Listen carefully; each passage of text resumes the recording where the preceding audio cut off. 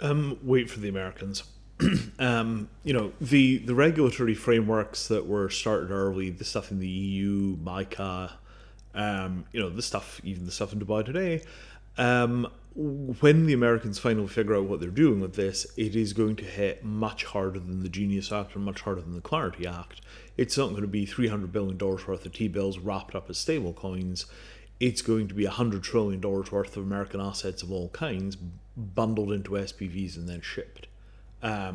The size of the pressure behind finally making it possible to release the value tied up in assets by doing this kind of SPV process.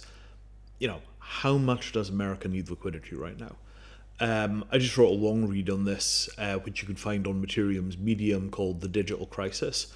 And, it's 10,000 words of the analysis and the strategy of how this is going to go. But the long story short is, given the size of the crisis of the debt and the dollar and everything else that's happening in America these days, which is a pretty serious looking financial mess.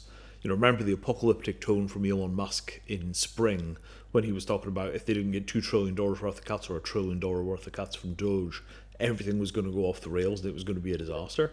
That's still true.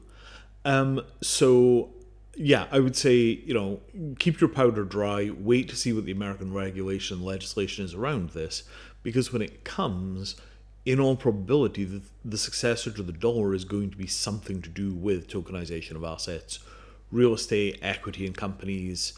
There has to be some way of fixing the liquidity crisis that's coming and the debt crisis that's coming, and I think debt to equity conversion is integral to that, and it's the only asset class which is large enough to potentially bail out the financial system from the hole that it is in again today.